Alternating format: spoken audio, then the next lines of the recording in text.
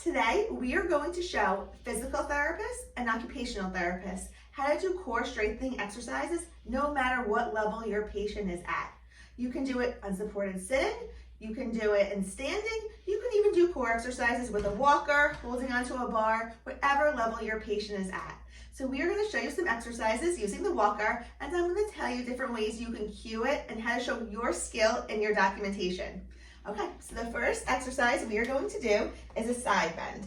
So Nicole has a light weight and she is bending from her waist and using her muscles. So I would cue her as the physical or occupational therapist to just bend from the waist.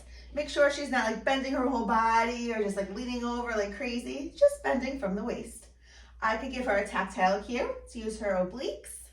I could give her some more manual cues to keep her chest up, maybe a visual cue. I can have a visual cue on the wall to tell her to keep her eye gaze so she's not looking down and compensating.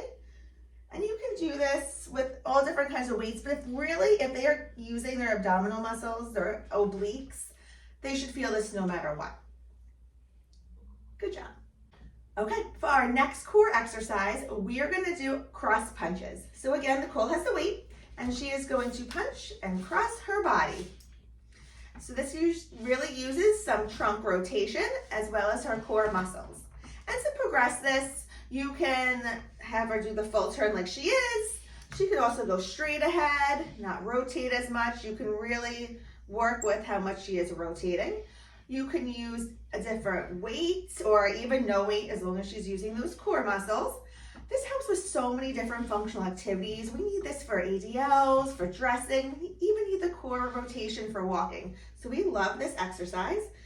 And we could progress it also by having her move her foot like she is to really rotate all the way from the core, all the way down her body.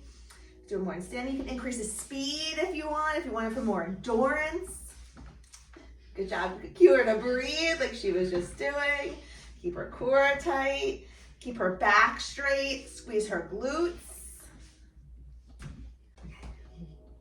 And for the last exercise, we are going to do PNF. So Nicole again has the weight and she is going to go in a diagonal direction from her hip and all the way up. And like most of us has learned, at least I did, it's like taking the sword out. And I always tell my patients that's like putting the sword in your pocket and then pulling it out. It's exactly the motion you want, and that is a great verbal cue to give. We can also help her manually from the shoulder just to make sure her arm is rotating correctly. Just kind of like rotate her in and rotate her out. You could also do this with a TheraBand, a weight, no weight, even a ball. Make sure she's rotating from the waist, keeping her back straight, and just cue whatever cues you are giving. That shows your skill, and that should be in your documentation. All right, thank you very much. I hope this helps. Make sure to subscribe and follow us for more activities for physical therapists and occupational therapists. Thank you.